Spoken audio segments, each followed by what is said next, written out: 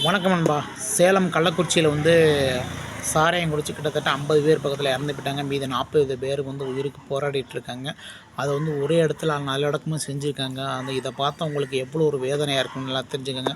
அந்த குடும்பத்தை சேர்ந்தவங்க எவ்வளோ கஷ்டப்பட்டிருப்பாங்க. அந்த குடும்பத்தில் இனிமேல் ஆதரவு இல்லை அப்படின்னு சொல்லி எவ்வளோ பேர் மனசு உருகி அழுதுருப்பாங்க. அதை அடக்கம் பண்ணியிருப்பாங்க. ஏங்க கலாச்சாரத்தில் அதை என்ன மிக்ஸ் பண்ணாங்கன்னு தெரியல.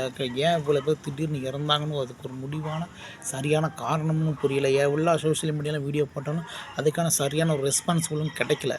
கலாச்சாரத்தை என்றைக்கு ஒழிக்கிறோமோ அப்போ தான் தமிழ்நாட்டுக்கு ஒரு நல்ல ஒரு இது கிடைக்கும். அதுவும் இல்லாமல் இளைஞர்களும் அதை குடிச்சு கெட்டு போகிறாங்க.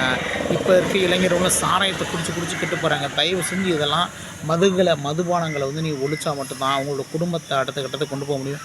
இறந்த குடும்பத்தை நீங்கள் நினச்சி பார்த்தீங்கன்னா கண்டிப்பாக குடிக்கிறதே விட்டுருவீங்க. தயவு செஞ்சு நிப்பாட்டுங்க.